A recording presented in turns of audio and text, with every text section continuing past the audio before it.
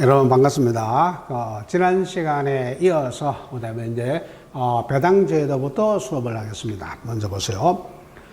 배당제도에 대한 설명으로 옳지 않은 것은 했습니다. 배당으로서 보험회사가 보험료 산출 시 3대 예정률에 기초하여 산정하며 예정률은 적정 수준의 안정성을 유지하고 산출함으로 과잉분이 낳는 것이 일반적이다. 보험료의 과잉분에 따른 잉여보험은 보험회사의 경영 형태에 의하에 불구하고 대부분은 계약자에게 환원되어야 하며 이를 계약자 배당이라 한다. 보험회사는 보험계약에 대해서 잉여가 발생하면 잉여금의 일정 비율을 계약자 배당으로 배당 준비금으로 적립하여 모든 계약자에게 배당금을 지급한다. 보험업 감독 규정에 따라 계약자 배당은 현금 지급, 그다음에 보험료 납입료하고 상계, 그 다음에 보험금 또는 재환급금 지급 시 가산 방법 중 계약자가 원하는 방법에 따라 지급하도록 하고 있다. 뭐요? 바로 3번이죠. 일단 이 배당제도는 뭐냐면요. 이 보험회사가 이제 보험료를 책정하는 겁니다. 보험료를 책정하는 과정에서 혹시라도 이게 이 3대 예정률에 기초해서 산출을 하는 건 맞아. 그런데 혹시라도 모르니까 좀 더 만닥하는 거야. 여유있게 만닥하는 거요. 책정을 하는 거야. 그래서 아무래도 여유있게 예정률보다 조금 높은 수준에서 얘를 징수하는 겁니다. 그러다 보니까 남을 수밖에 없어요. 요 남는 요 과잉분이 뭐냐? 바로 이게 뭐다? 이게 기존 보험 계약자에게 돌려줘야 되는 돈이죠. 왜냐? 수지 상등의 원칙에 따라서 남았다 하는 거야. 남았으니까 뭐 해야 됩니까? 돌려줘야 된다 하는 거야. 이게 환원하는 겁니다. 왜냐, 이거는 보험회사 경영을 잘해가지고 보험회사 게 아니란 말이야. 이 보험료 자체를 누가 더 많이 냈다, 보험계약자가 더 많이 냈다는 뜻이잖아요. 그래서 보험계약자에게 뭐 해야 된다 하는 거야. 다시 돌려줘야 되는 것이 이게 바로 배당제도가 되는 겁니다. 그런데 요 돌려주는 건 맞아. 1.1 돌려주는데 이제 여기서 모든 계약자에게 돌려주는 게 아니죠. 예를 들면 보험에는요, 무배당이 있죠, 무배당. 그래서 여러분 앞에 보험 상품 앞에 이렇게 무배당 또는 무 이렇게 표시하고 뭐가 보험 이름이 있어. 그럼 이런 보험은 바로 뭐 하지 않겠다, 배당을 하지 않겠다고 미리 정한 겁니다. 그러니까 아무래도 배당을 하지 않겠다 했기 때문에 유배당 상품보다는 보험료가 조금 미리 저렴하게 책정하는 겁니다. 그래서 이거는 모든 계약자가 아니고 누구한테 유배당, 무배당이 아니라 하는 거야. 유배당 보험계약자에게 다시 뭡니까? 환원시켜 주는 것이죠. 이걸 가지고 뭐라 한다? 배당제도라 얘기하죠. 그래서 이런 이제 환원하는 방법은 바로 현금으로 직접 줄 수도 있고, 그 납입해야 될 보험료하고 상계 처리할 수도 있고, 만기라든가 이런 환급금이 나올 때 그때 일방적으로 뭡니까? 모아놨다가 한목에 지급할 수도 있습니다. 이거는 이제 보험계약자가 뭐 하는 대로, 원하는 대로 지급하면 되죠. 그 다음에 이제 보험계약에 대한 설명으로 이제 옳지 않은 것은 겠습니다. 보험업은 보험 안내 자료에 보험회사의 장래 이익 배당이라든가 잉여금에 대한 예상에 관한 사항을 적지 못하도록 하고 있다. 계약자 배당에 있는 은금보험의 경우 금융감독위원회가 필요하다고 인정하는 경우에는 예외적으로 직전 10개 년도의 실적을 근거로 장래 계약 배당을 예시할 수가 있다. 보험회사가 보험가입을 원하는 피보험자 위험을 심사하여 계약 인수, 계약 거절, 조건부 인수 등을 결정하는 과정을 언더라이팅이라고 얘기한다. 언더라이팅은 보험 사기와 같은 역선택 방지, 위험 방지 등을 위한 핵심적 업무이기 때문에 언더라이터는 물론 모집이나 상품 개발 조직, 보험금 지급 조사 조직, 경영진 등 모든 관계자들의 유기적인 의사결정이 필요하다. 바로 2번이죠. 원래 여러분 보험 계약할 때 보험회사가 뭐 자기네들이 배당을 이렇게 한다든가 이와 같은 것을 미리 광고하면 안 된다 하는 거야. 이게 그 이익금이라든가 이런 것을 배당을 어떻게 한다가 이렇게 하지 못하게 되는데, 일반적으로 여기에서 뭐냐면은 바로 연금, 계약자 배당이 있는 연금보험의 경우입니다. 연금보험의 경우는 예외적으로 금융감독이 아니라 금융위원회입니다. 그래서 이건 뭐 여러분들이 금융위원회가 많으냐 이런 걸 외울 필요 없습니다. 그냥 금융위원회라고 하면 외우면 돼. 금융위원회가 필요하다고 인정하는 경우에는 직전 5개년입니다. 그래서 10개년이 아니고 5개년의 실적을 근거로 예시, 이렇게 우리가 지금 이렇게 해가지고 이렇게 해서 예시가 가능하다. 이게, 요거는 뭐에 한해서? 연금보험에 한했습니다. 원래 연금보험은 계약자에게 돌려주는 거잖아요. 이게 그래서 바로 하기 때문에 이거는 바로 여러분들이 가능하다. 이게 그다음에 여러분들 이제 우리가 이게 보험에서 가장 중요한 것이 뭡니까? 위험한 사람을 걸러야 하잖아요. 걸러야 되기 때문에 이 언더라이팅입니다. 그 계약 심사는 사실 상당히 중요한 겁니다. 그래서 여러분들이 역선택이라든가 도덕적 해이라든가 이런 것을 막아야 돼. 그래서 이제 언더라이팅은요, 계약을 체결하는 단계에서부터 시작해 보험 사고가 나가지고 보험금을 지급할 때까지입니다. 그때까지도 계속적으로 뭐 해야 됩니까? 그래서 계약에 대한 심사를 뭐냐면은 잘 해야 돼. 그래서 여러분들이 언더라이팅과 클레임이라는 자체가 중요한 겁니다. 그래서 바로 계약을 이미 인수하는 단계부터 뭐 해야 돼? 모든 직원이, 그래서 보험 설계사든지 누구든 간에 모든 사람들이 바로 여러분들이 유기적으로 뭐 해야 돼? 의사결정을 해서 이런 위험한 사람이 이렇게 역선택이라든가 이런 것을 해가지고 보험 계약자, 선량한 다수의 보험 계약자들에게 손해를 입히는 일이 없도록 노력해야 되죠. 이런 것을 가지고 뭐라 얘기한다? 언더라이팅이다. 이렇게 여러분이 이해하시면 되죠. 그 다음에 언더라이팅에 대한 설명을 옳지 않은 것은 했습니다. 보험 계약자가 스스로 위험도가 높은 상황임을 알고 있으면서도 보험금을 출용할 목적으로 위험 사실을 의도적으로 은폐하고 보험에 가입하는 것을 역선택이라 한다. 보험 계약의 위험을 평가하고 선택하여 그 위험 인수 기준과 처리 절차 등을 결정하는 직무를 수행하는 자를 언더라이터라 한다. 이상적 언더라이터는 모든 계약을 합리적이고 객관적으로 인수해야 하며 이를 위해서는 논리적이고 유의한 사고를 바탕으로 법과 규정을 준수해야 된다.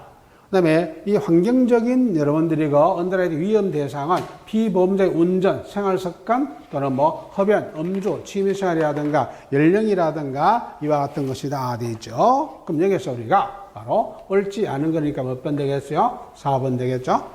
이건 여러분들 여기 보시면 연령이라든가 성별이라든가 이런 것은 이런 환경적 언더라이팅이 아니고 뭡니까? 이거는 신체적이겠죠. 예, 그래서 우리가 신체적 언더라이팅과 관련되는 것이 되기에, 그래서 여러분들이 주로 이제 환경적인 것은 뭐 이런 것은 맞지만 주로 연령이라든가 성별이라든가 또는 뭐 체격 이런 등은 뭐다? 신체적 언더라이팅에 해당한다. 예. 언더라이팅 대상입니다. 그래서 분류죠. 이 분류에 대한 설명은 옳지 않은 것은 아니겠습니다. 국내 보험사들은 자체적으로 위험 등급을 비위험직에서 위험직까지 1등급에서 10등급으로 분류하고 이를 토대로 보험사별로 등급별 보장 범위 및 가입 한도 등을 설정해 운영한다. 도덕적 위험은 보험 사기라든가 보험 위험 범죄와 같이 보험을 악용하는 행위와 태만, 과실, 부주의 등으로 보험 사고 발생 가능성이 높아지는 것을 포함한다. 재정적 언더라이팅의 목적은 보험 계약자의 가입 상품의 내용이 청약자의 생활 수준이라든가 소득 수준에 적합한지 여부를 확인함으로써 투기적 목적으로 가입하는 것을 예방하는 데 있다. 개인 신체상 위험을 평가하는 절차로 신체 위험에는 피보험자의 연령이라든가 성별, 체격, 과거 및 현재의 병력이라든가 가족력 등이 포함되어 있다. 바로 1번이죠. 일단 언더라이팅 대상에서 이제 우리나라 현재 보험사들은요, 우리가 그 산업표준 직업 분류입니다. 그 직업 분류 및 등급표에 따라서 바로 1에서 몇 단계입니까? 5등급이죠. 그래서 1에서 5등급으로 이를 분류하고 있습니다. 그래서 분류해서 이를 토대로 각 보험회사별로 여러분들이 보장 범위라든가 가입 한도 이런 등을 설정하도록 되어 있는 겁니다. 그 다음 이제 도덕적 위험은 보세요. 보험 사기, 이런 것을 막아야 되죠. 그래서 여러분들이 바로 이런 것을 막는 것도 중요하지만 또 이렇게 여러분들이 이 태만이라든가 이런 거 과실, 부주의 등으로 보험사고 발생 가능성을 높이는 것도 이건 도덕적 위험이죠. 예를 들어 보세요. 내가 화재보험을 가입했다는 핑계로 화재 예방을 위해서 충분히 예방할 수 있는 것을 방치해가지고 화재가 발생할 수도 있습니다. 이런 것도 실제로 화재 일으킨 건 아니지만 화재가 발생할 수 있도록 이거 뭡니까? 이를 부주의라든가 과실이라든가 태만을 했다 하는 거야. 그러면 결국 보험회사에서는 뭐 해야 됩니까? 보험금을 지급해 줘야 되잖아. 고의로 불낸 건 아니기 때문입니다. 이럴 것도 여기에 도덕적 위험에 다 뭐 된다? 포함되는 겁니다, 이게. 그 다음에 재정적 위험은 그 사람의 이렇게 생활 수준으로 봤을 때는, 소득을 봤을 때는 이런 보험료를 납입할 능력이 안 되는데도 불구하고 그런 보험에 뭐 예를 들어서 뭐 그에게 뭐 10억짜리 보험을 가입한다든가 이랬을 때 그럼 결과적으로 그 사람 순수한 보험보다는 뭡니까? 투기적인 목적을 가지고 가입하는 것을 예방하기 위해서 그 사람의 도덕 수준이라든가 그 생활 수준이라든가 그다음에 급여 수준이라든가 이런 걸 뭐 해야 됩니까? 면밀히 언더라이팅 해야 되는 것이죠. 신체상은 뭐 당연히 뭐 개인의 병력이라든가 가족력, 요즘 사실 뭐 유전자가 상당히 중요하잖아요. 가족력이라고 하는 게. 그래서 이런 것도 잘 봐야 됩니다. 혹시 여러분들은 혹시 결혼하지 않으신 분이 계시면요, 결혼하기 전에 뭐 여러분들 그 집 재산이 많으냐 적으냐 뭐 이런 것 따지지 뭐 잘생겼냐 못생겼냐 따지지 말고 제일 중요한 게 뭐요? 그 일가 친척들이 장수하는 집안인지 아닌지 그거 보는 것도 상당히 중요합니다. 이게 그 가족력이 상당히 중요해요. 이게 뭐 당뇨가 있다고 하면 당뇨가 여러분들이 가족력에 의해서 뭐 연결되잖아요, 이게. 그래서 여러분들이 사실은 신체 검사해가지고 건강한 사람하고 결혼하는 게 가장 좋은 것이지 돈 많은 사람, 잘생긴 사람 중요한 게 아니에요. 이 가족력 상당히 중요합니다, 이게. 보험계약은 보험계약자의 청약과 보험자의 성락으로 성립한다. 보험자나 성락 여부를 결정하기 위해서 언더라이팅 절차를 거친다. 이에 대한 설명을 옳은 것은 했습니다. 옳은 것, 이게. 제1단계 언더라이팅은 모집 조직에 의한 선택으로 보험 설계사가 피보험자의 건강 상태라든가 환경 등을 파악한 것이다. 그 다음에 간편심사보험이란 기존 병력으로 등으로 인해서 일반 고객과 동일한 계약 수준으로 인수가 불가능한 피보험자를 보험료 할증을 조건으로 인수하는 보험이다. 예. 무심사보험은 과거 병력 또는 현재의 만성질환을 가지고 있는 고객이나 고령자를 대상으로 계약심사 과정과 서류를 간소화한 보험상품이다. 그 다음에 건강진단에 의한 계약 인수나 편의성 측면보다는 재무적 관점에서 비용 절감 측면에서 도입된 것이다. 바로 뭐요? 1번이죠. 그럼 여기서 봐요. 일단 보험에서는 가장 중요한 게 뭡니까? 결과적으로 이 부실한 보험 가입자를 걸러내는 게 중요합니다. 걸러내야만이 바로 일반 나머지 건강한 사람들이, 건전한 사람들이 보험료를 적게 낼 수 있는 거야. 그러면 그 사람들이 보험금을 많이 타가버리면은, 그런 보험료를 많이 내어가지고, 그러면 현재 우리나라 같은 경우는 1년에 뭡니까? 1년에 그 몇 조 원의 지금 보험 사기를 보험회사들이 당하고 있지 않습니까? 그건 결과적으로 뭐냐면은, 그 고의적으로 사고 냈는지 안 냈는지를 누가 입증해야 되는데, 보험회사가 입증해야 된다. 사실상 상당히 어렵잖아요. 그 자체를 이게. 그래서 이와 같은 것을 막기 위해서는 첫 번째 뭐 해야 됩니까? 바로 1단계 모집 단계에서부터 시작해서 뭐 해야 돼? 언더라이팅이 계약 심사를 잘해야 되죠. 맞습니다.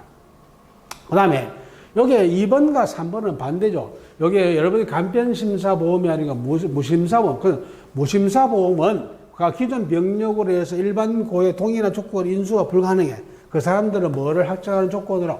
보험료 확정입니다. 그래서 무심사보험은 이미 기존의 병력 때문에 정상적으로 보험을 가입할 수 없는 사람들입니다. 이 사람들에게 뭐를 더 내는 조건으로, 보험료를 더 내는 조건으로 보험 상품을 가입할 수 있도록 하는 것을 가지고 말한다. 무심사보험. 이게 요 무심사보험이 여기 됩니다. 그러면 이제 간편심사보험 요거죠. 간편심사보험이라는 것은 과거 병력 또는 현재 만성질을 가지고 있는 고객입니다. 이런 또는 고령자를 대상으로 계약심사 과정을 간소한 거, 이게 바로 간편심사죠. 간편심사. 그 다음에 건강진단에 의한 보험료는 편의성보다는 재무적 관점에, 그럼 보세요. 여기서 재무적 관점에 돈 들잖아. 그럼 보세요. 건강검진을 하려면 돈 들어야 안 들어요? 들어야 돼요. 이 건강검진 비용을 보험회사가 부담한단 말이야. 그래서 이거는 결국 무진단이죠. 이거는 진단이 아니고 무진단입니다. 무진단 보험입니다. 무진단 보험은 결과적으로 편의성 측면에서는 재무적, 그래서 뭘 절약하는 겁니까? 바로 여러분들이 건강검진료죠. 건강검진료를 말할 수 있다 하는 겁니까? 절약할 수가 있는 것이죠. 그 관점에서 이루어진다 하는 겁니다. 그래서 답이 1번이 되겠죠. 그 다음에 보험자의 언더라이팅 절차에 대한 설명으로 옳지 않은 것은 있겠습니다. 언더라이팅 절차입니다.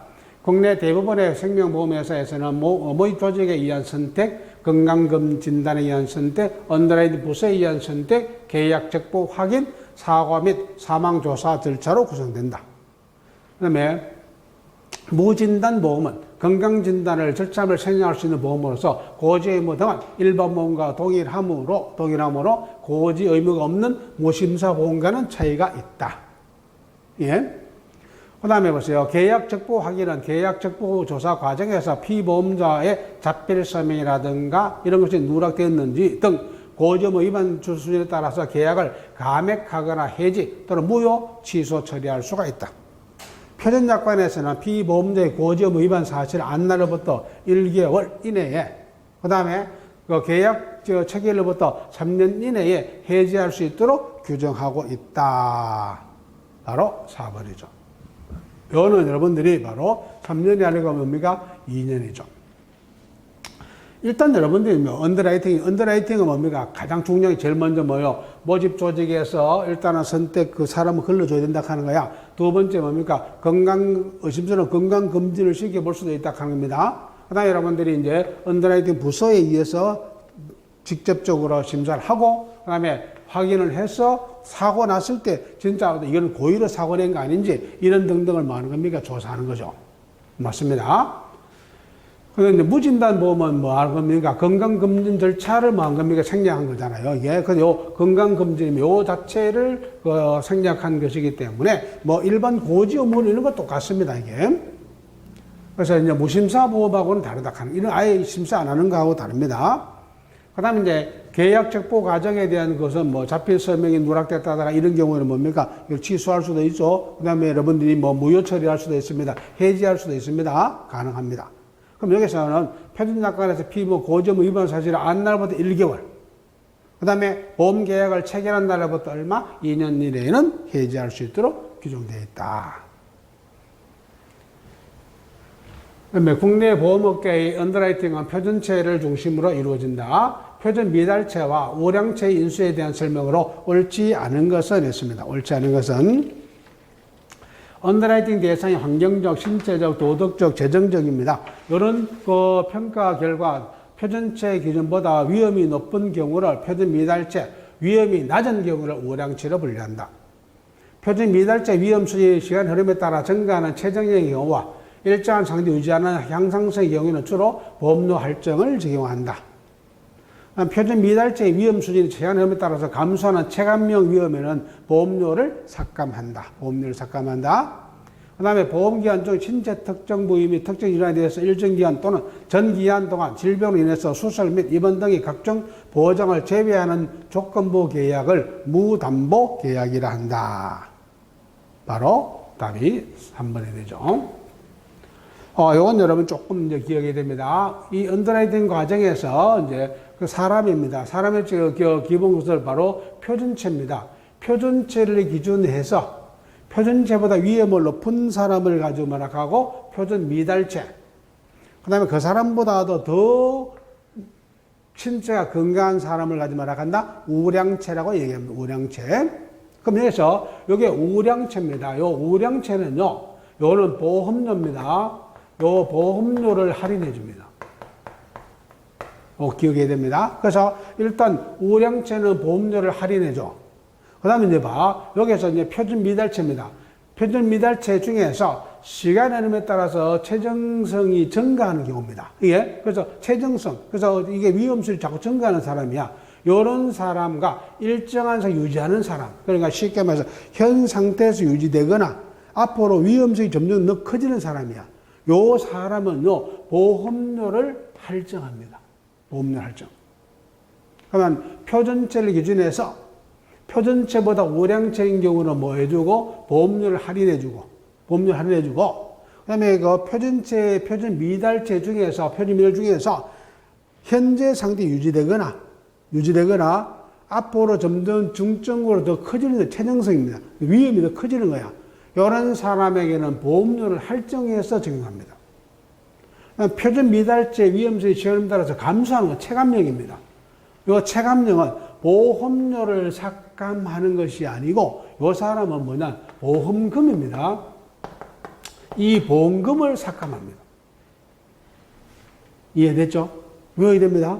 그래서 여러분들이 보면 뭐냐면은 여기에서 표준체를 기준으로 해가지고 표준 미달체 중에서 현재 상태를 유지하거나 좀 더 악화될 최정성, 점점 더 악화될 위험이 있는 사람에게는 뭐하고? 보험료를 할증하고, 그 다음에 그 시간이 흐를수록 체감형이 됩니다. 체감형이 되면은 뭐를 삭감하라 하는 겁니까?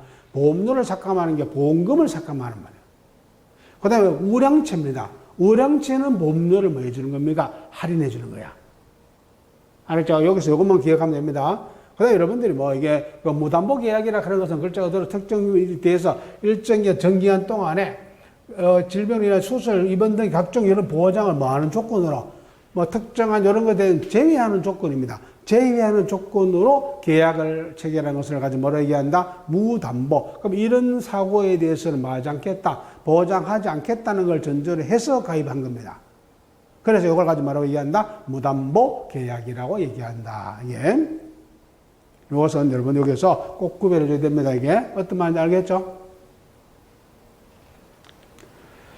보험계약에서 언더라이팅입니다. 언더라이팅은 그 업무와 클레임이 매우 중요하다. 다음에서 클레임 업무에 대한 설명으로 옳지 않은 것은 없겠습니다. 클레임. 클레임이란 보험금 청구에서 여기까지 1년의 업무로 수익자 확정을 제외한 바로 보험금 청구 접수, 그 다음에 사고조사, 조사권 심사, 보험금 지급 등의 업무로 포함된다. 그 다음에 우리가 2번 역선택이나 고의적인 보험사고를 야기한 경우 이를 정확히 찾아내지 못하여 정당치 못한 보험금이 지급된다면 다수의 선의의 가입자의 막대한 피해를 입게 된다. 클레임은 보험사고와 동일하게 생존, 사망, 장애, 진단, 수술, 입원, 통원 등으로 구별할 수 있으며 발생 원인이 사고 혹은 질병인지에 따라서 재해와 질병으로 구별한다. 클레임 업무 담당자에게 요구되는 조건은 조사 경험 및 조사 기법, 법률 지식, 의학 지식 등이다. 바로 1번이 되죠. 이건 여러분들 우리가 클레임 업무라고 하는 것은 이제 일단 보험사고가 보험이 계약이 정상적으로 뭐 되고 이게 체결되고 난 이후죠. 이후에 혹시 이제 보험사고가 났을 때 이 보험사고가 고의적인 사고가 아닌지 이게 이런 것을 조사하는 과정입니다. 이런 과정을 가지고 뭐라고 얘기한다? 클레임 업무로 얘기하죠. 그래서 이건 결과적으로 바로 보험금 청구가 되면은 그래서 마지막 지금까지 1년의 모든 업무로서 수익자 확정을 제외한 것이 아니라 포함한 이제 포함되어야 됩니다. 그래서 수익자를 누구한테 확정하느냐 하는 포함해서 청구 접수, 사고조사, 조사권 심사, 보험금 지급 이런 업무를 전체 포괄하고 있는 것이 바로 뭐다? 이게 클레임 업무다. 그래서 이거를 잘 해야만이 그 고의적인 사고를 낸 사람에게 보험금을 지급하지 않죠. 그 지급한다면 선의의 가입자들이 뭐 하는 겁니까? 피해를 볼 수밖에 없다 하는 겁니다. 이게. 생명보험의 세제 혜택입니다. 세제 혜택에 대한 설명으로 옳지 않은 것을 했어요. 그 세제 혜택 부여 목적은 사회 보장 기능의 강화 및 복지국가 실현과 산업 자금 조달을 위해서 저축 이인적 기능 등을 수익에 도입했다. 보험계약의 계약적인 수익자는 소득세법, 조세-등내 제한법 등에 의한 보장성 보험의 보험료, 세액공제라든가 저축성 보험료의 보험 차익 비과세 등의 세제 혜택을 얘기할 수가 있다. 그 다음에 이런 근로자를 제외한 근로소득자가 기본공제 대상자를 피보험자로 하는 일반 보장성 보험에 가입한 경우 납입보험료 100만 한도에서 12%에 해당하는 금액을 세액공제 받을 수 있다. 과세기간 중 보장성 보험을 중도 해지할 경우 해지 시점까지 납입한 보험료에 대해서 세액공제가 가능하나 이미 그 공제받은 보험료는 추징을 한다. 바로 4번이죠. 일단 여러분 우리가 이제 생명보험에서 이렇게 세제 혜택을 주는 이유 중에 하나가입니다. 결과적으로 뭐냐면은 아까도 했지만은 국가가 해야 될 사회보장제도의 부족한 부분을 뭐 해준다 했어요. 보험이 어느 정도 보완해준다 했죠. 그래서 이런 거 사회보장의 기능을 어느 정도 보완해주기 때문에 이런 기능 강화되어 있습니다. 그 다음에 여러분들이 보험 자금으로 들어온 돈을 가지고 뭐 할 수 있습니까? 산업 자금으로 조달할 수도 있죠. 예. 그래서 이와 같은 것 때문에 바로 국가에서 이런 보험에 가입한 사람에게 뭐 하는 거 각종 세제 혜택, 그래서 소득세법이라든가 조세특례 제한법에 따라서 각종 이런 것을 혜택을 주게 되는 것이죠. 이게. 그 다음에 이제 이런 근로자입니다. 이런 근로자를 제외한 일반 근로자입니다. 보장성 보험에 가입했을 때죠. 이 보장성 보험에 가입했을 때는 연간 얼마? 납입보험료 100만 한도 내에서 12%의 뭘 받을 수 있어? 세액공제를 받을 수가 있죠. 근데 이제 세액공제를 받았을 때 받은 것은 받은 거야. 그 이후에 여러분 보험료를 추징하지 않죠. 이거는. 그냥 그때 뭡니까? 이거는 세액공제를 받으면서 끝나고 혹시라도 여러분들이 뭐냐면 우리가 이걸 해지한다 해가지고 앞에 냈던 보험료에 대한 그 세액공제를 다시 추징하는 일은 없다. 이게. 그래서 이거는 추징하지 않습니다. 그 다음에 보장성 보험의 기본공제 대상자는 본인을 포함한 부양가족이다. 이에 해당하지 않는 사람은 연간 100만 원의 부모, 그다음에 연간 소득이 70만 66세 형립, 연간 소득 100만 원 배우자, 그다음에 연간 소득 90만 원 20세 아들. 바로 뭐요? 1번이죠. 이거는 부모는 여러분들이 뭐예요? 60세 이상이 돼야 됩니다. 이게. 그래서 60세 이상의 부모는 가능한데 이거는 그냥 단순히 부모는 안 된다. 그럼 이건 뭐 여러분들이 외워야 되는 거니까 뭐 별도로 내가 설명을 드리지 않겠습니다. 이거는 여러분들이 기본 공제 대상자 해가지고 여러분들 교재 보면 뭐요? 딱 표로 그려져 있잖아요. 그대로 외우세요. 보장성 보험의 세제대에 대해서 옳지 않은 것은 했습니다. 보장성 보험의 세액 공제는 근로소득자는 물론 연금소득자 또는 개인사업자 모두 가능하다. 근로소득자는 사장, 임원, 직원 등이며 개인사업자에 고용된 직원이 근로소득자인 경우에는 세액공제가 가능하다.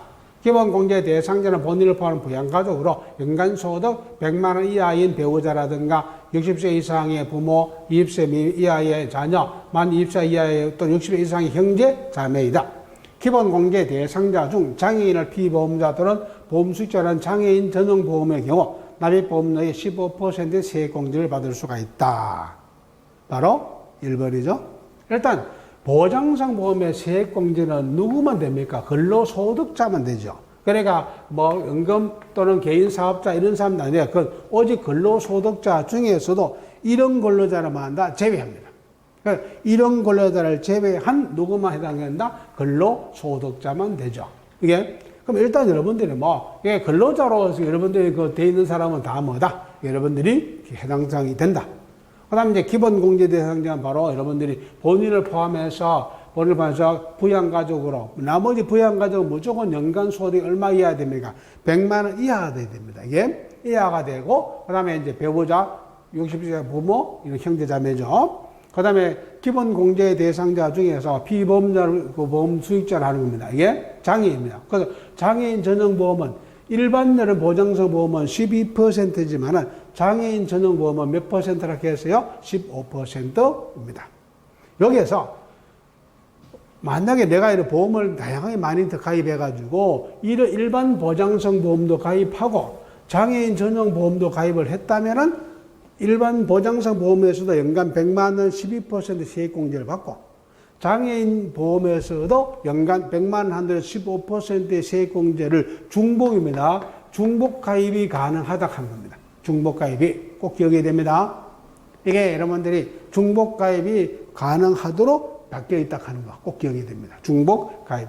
이걸 제가 국세청에 확인을 했어요. 그래서 중복 가입이 가능하다. 지금 현재 여러분들이 2014년 이후에는 이게 전부 다 중복 가입이 그래서 보장성 보험에서 일반 보장성 보험도 내가 가입하고 우리 집에 장애인이 있어요. 장애인도 가입하면 장애인 100만 원 별도 15% 세액공제 그다음에 일반 보장성 보험에 12%의 세액공제를 동시에 받을 수가 있다. 꼭 기억하세요.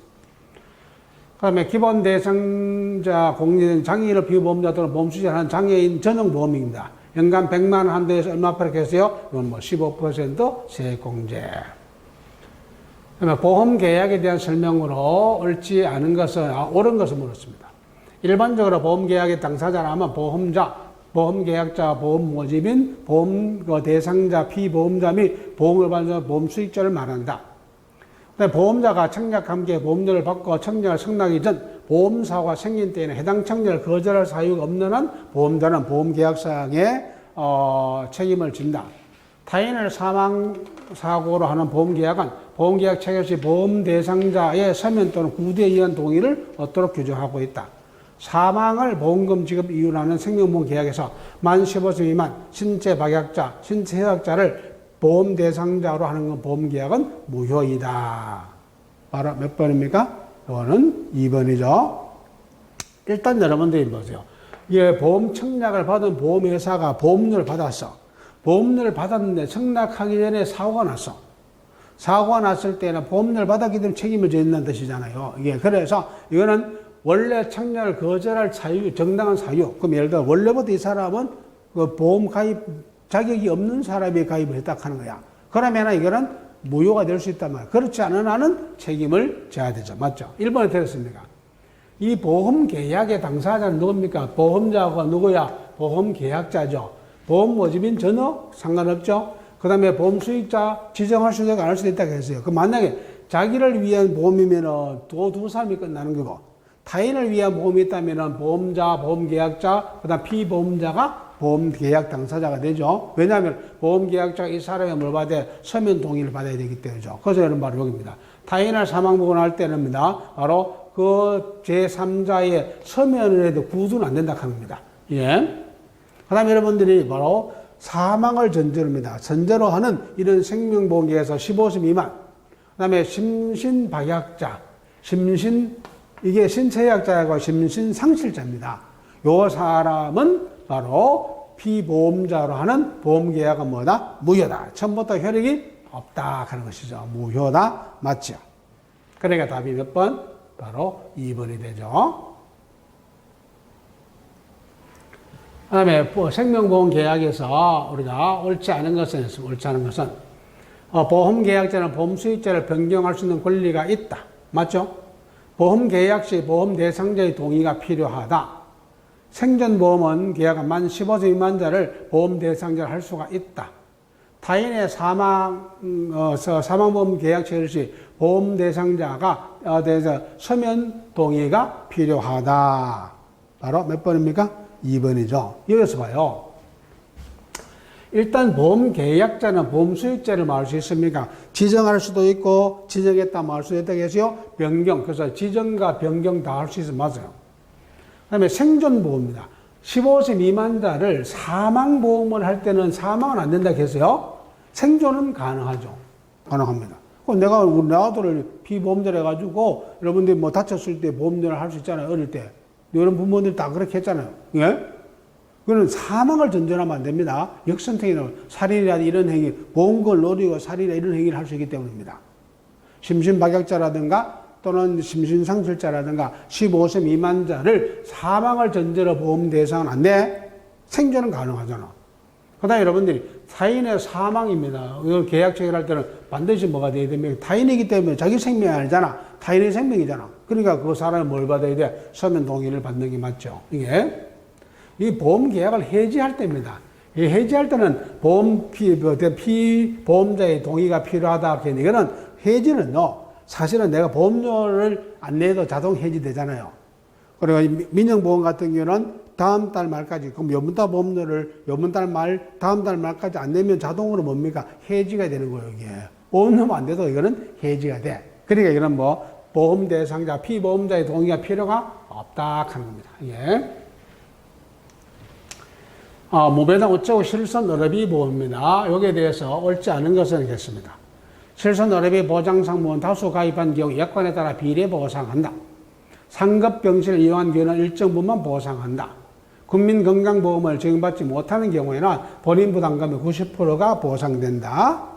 그 다음에 그 보험계약이 갱신되면 보험료는 변경될 수가 있다. 바로 몇 번입니까? 이게 3번이죠. 그럼 여기서 여러분들이 여기에 몇 번입니까? 40%가 돼야죠. 40%. 일단 실손 어뢰비 보험은요, 실제 어뢰비에서 건강보험에서 안 되는 부분만 가지고 하는 거잖아요. 그래서 이거는 비례보상이잖아. 그럼 내가 A회사, B회사, C회사에 보험을 가입했다 하더라도 치료비가 100만 원 나와서, 그럼 여기도 100만 원, 여기도 100만 원 아니라 했죠.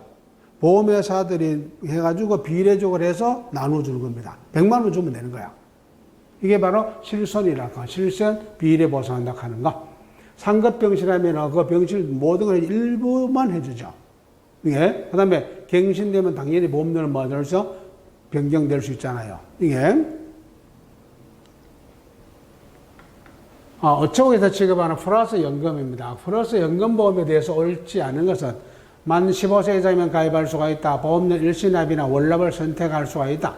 제1보험기관의 사망 시에는 5천만 원의 플러스 적립금을 추가로 지급한다. 동일한 제 또는 제2A 권이 여러 신체 부위 합산해가지고 장애 직업률이 80% 이상 장애시, 18 이상 장애시는 바로 뭐한다? 이 보험료 납입을 면제한다.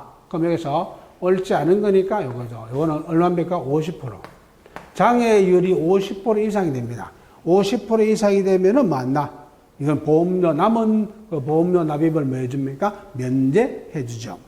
이건 뭐 글자 그대로 플러스 연금이기 때문에 이건 15세 이상이면 가입할 수가 있고, 보험료는 뭐 일시납이 가능하고, 제1보험기간이라 하는 건 뭐냐 이겁니다.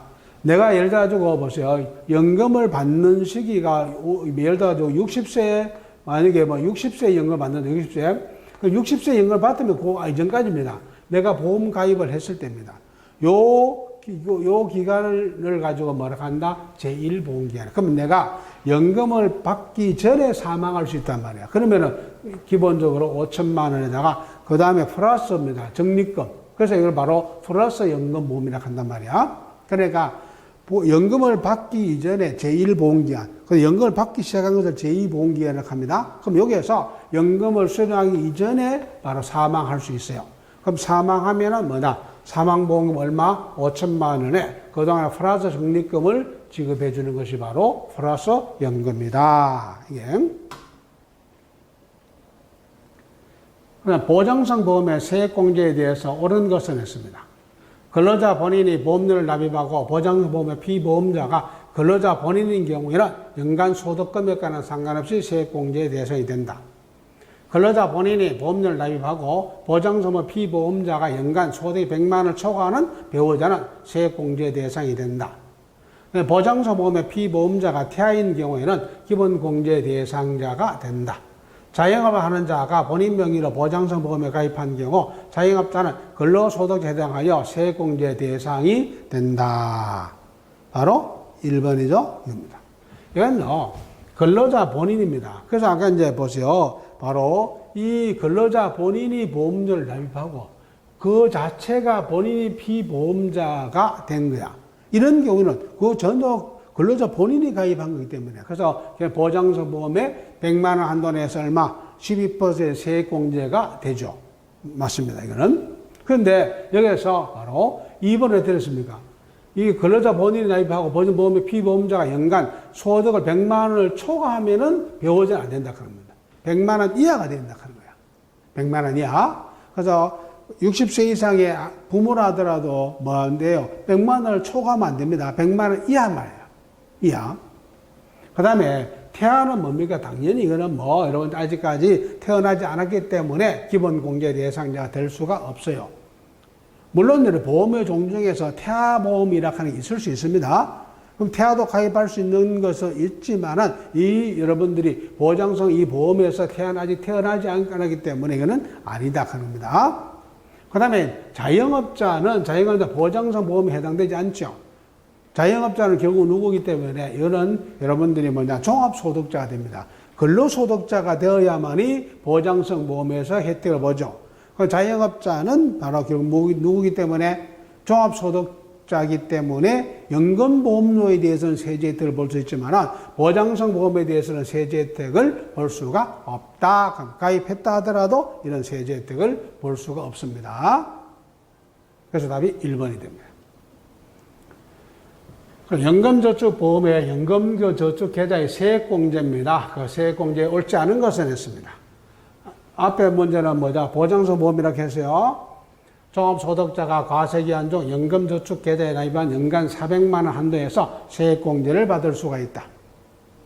세액공제를 받을 수 있는 세액은 12%이다. 해당 과세기한 종합소득이 4천만 원 이하인 경우에는 바로 우리가 15%의 세액공제를 받는다. 예. 그 다음에 해당 과세기한 동안 종합소득이 1억을 초과하는 경우에는 세액공제 한도액은 200만 원이다. 답이 옳지 않은 건 몇 번입니까? 4번이 되겠죠. 여기에서 이거는 바로 300만 원이 돼요. 그럼 원래 몇 번이 보세요. 종합소득자는 연금저축에 가입했어요. 연금저축에 가입한 경우에 세액공제를 연간 납입공 얼마? 400만 원입니다. 400만 원의 한도 안에서 얼마의 공제를? 12%의 세액공제를 받습니다. 12%를. 그런데 이제 3번 보세요. 연간 소득 금액이 얼마 이하? 4천만 원 이하입니다. 총 급여를 받는 사람은 5천만 원 이하입니다. 요 사람은 얼마? 15% 세액공제. 그러면 연간 소득, 종합소득 금액이 4천만 원 이하인 경우는 15%에 뭐하고 세액공제를 받고, 그 다음에 여러분들이 4천만 원을 넘어가는 사람은 얼마? 12%의 세액공제를 받고, 그 다음에 연간 소득이 1억을 초과하는 겁니다. 1억을 초과하는 사람은 400만 원에서 세액공제를 받는 게 아니고 얼마에 한해서 300만 원 한도에서 세액공제를 받을 수 있어. 그럼 몇 퍼센트? 12%. 이게. 그래서 여러분들이 여기에 구별이 됩니다. 기본적으로 4천만 원 이하인 사람은 400만 원 한도 내에서 15% 세제 혜택. 그 다음에 4천만 원 초과해주고 1억까지는 400만 원 한도에서 얼마? 12%를. 그 다음에 1억을 초과하는 사람은 바로 400만 원이 아닌 300만 원에서 얼마? 12%의 세액공제를 받는다. 이렇게 이해하시면 됩니다. 됐죠?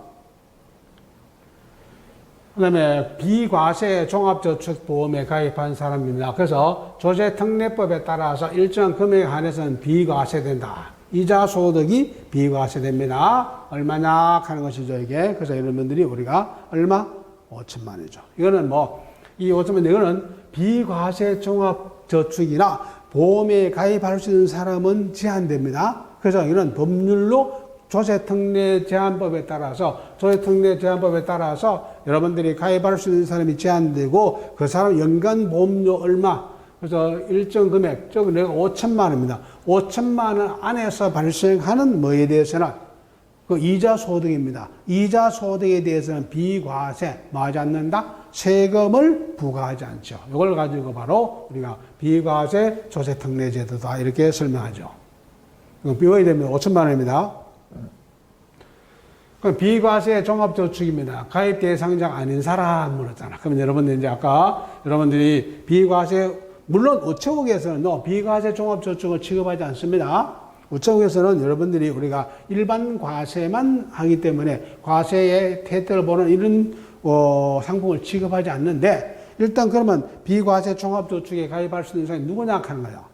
65세 이상의 거주자, 모든 장애인, 꼭 독립유공자 등 예우에 관한 법률에 따라서 독립유공자와 그 유족 또는 가족, 국민기초생활보장법에 해당되는 수급자.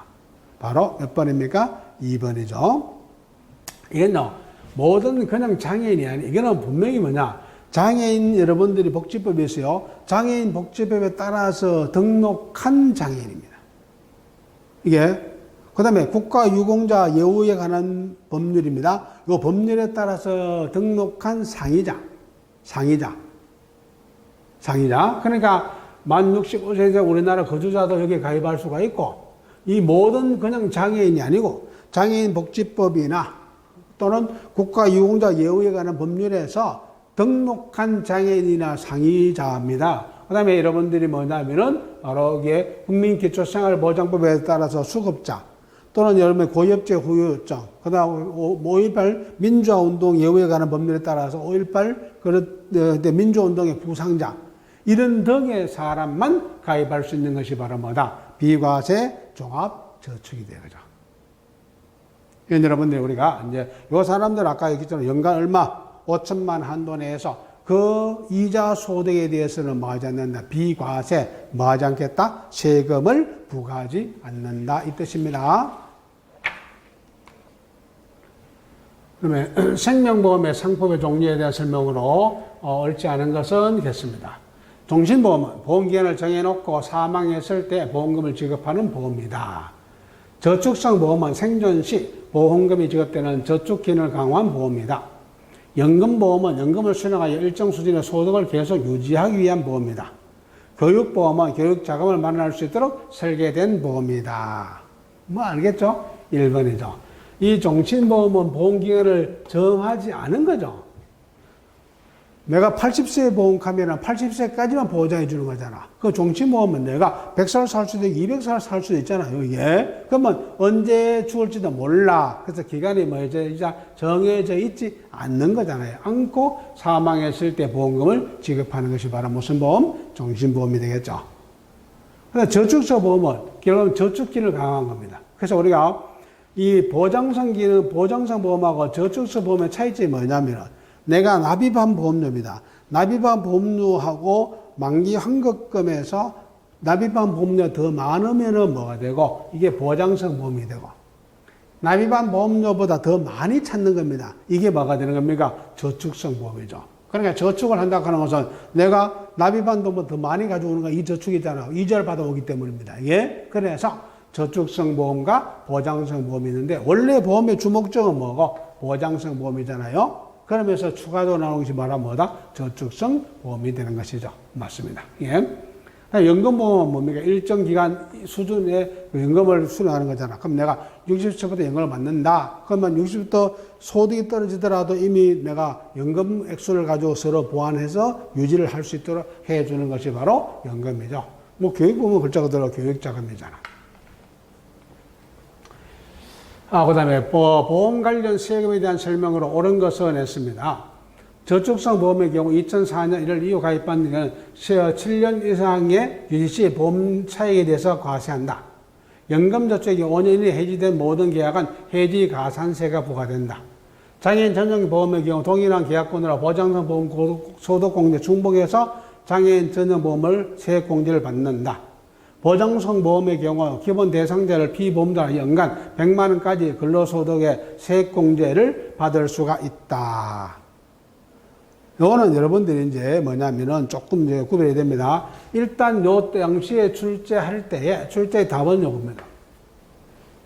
이게 보장성 보험의 경우 기본 공제 대상자를 피보험자라 연간 100만 원이죠. 100만 원 한도 내에서 근로소득세 세액공제 얼마입니까? 바로 12%라고 해서요. 12%의 세액공제를 받지요. 이게 1번 같은 경우입니다. 1번 같은 경우는 이제 저축, 요거는 뭡니까? 10년이죠. 10년 이상 유지했을 때 그 보험 차익에 대해서 뭐 한다? 과세하지 않는다. 그러니까 결국 내가 저축성 보험을 10년 이상 여러분들이 이제 유지했다 한 겁니다. 그러면은 거기에 대해서 내가 낸 돈하고 받는 돈에서 차이가 나. 그럼 보험 차익이라는 말이 뭐예요? 보험 차익이라서 내가 납입한 보험료가 예를 들어 5천만 원이야. 납입한 보험료 5천만 원. 만기가 돼 찾는 돈이 예를 들어 7천만 원이야. 예? 그러면은 납입한 보험료 5천만 원에서 그다음에 내가 만기가 돼서 찾는 돈이 7천만 원, 2천만 원 나왔죠. 2천만 원 그 보험 차익이야. 보험 차익에 대해서 더 소득이 생겨서 이 세금을 내잖아. 그럼 이제 10년 이상 유지하면은 그런 차익에 대해서 뭐 한다? 비과세. 그래서 2천만 원에 대해서 세금을 부과하지 않는 거죠. 이게 바로 비과세 되는 겁니다. 10년이 돼야 됩니다. 그 다음에 연금저축이 5년 이내에 해지된 모든 계약은 해지가산세가 부과되는 것이 아니야. 해지가산세가 세제 혜택을 받았느냐? 그럼 여기서 봅니다. 여기서 세제 혜택입니다. 세제 혜택을 받은 경우하고 세제 혜택을 받지 않았을 경우입니다. 그러면 세제 혜택을 받았으면 이걸 뭐냐면 기타소득세입니다. 예, 기타소득세를 부과하는 겁니다. 세제 혜택을 받지 않아서, 이거는 여러분들이 뭐냐, 그냥 일반 과세입니다. 일반 과세. 이제 우리가 연금저축 중에서 내가 세제 혜택입니다. 세제 혜택이라는 말은 아까 앞에서 문제 나왔죠? 연간 얼마입니까? 400만 원 범위 안에서 12%에 뭐 한다? 세액 공제를 받는다 해서 이런 세액 공제를 받았어. 세제 혜택을 받았단 말이야. 이 받은 사람에는 기타 소득세입니다. 기타 소득세로서 여러분들이 세금을 22% 그러면 여러분들이 22% 부과하는 겁니다. 내가 세제 혜택을 안 받았단 말은 세금 혜택을 공제하지 않았단 말이에요. 세액 공제를 하지 않았기 때문에 이 사람 일반 과세입니다. 이거는 15.4%잖아. 이게 그래서 15.4%에 뭐 한다? 세금만 일반 과세만 내면 됩니다. 일반 세금입니다. 왜? 세제 혜택을 안 받기 때문에 세금 요것만 내요. 세제 혜택을 받기 때문에 추가로 여러분들이 이렇게 세금을 내는 겁니다. 그래서 이건 여러분들이 무조건 해지 가산세를 부과하는 것이 아니다 하는 것이죠. 그 다음 이제 봐. 여기에서 장애인 전용 보험 갖거나 보장성 보험하고 이 중복 해제 혜택을 받는다. 이거는 지금은 맞습니다.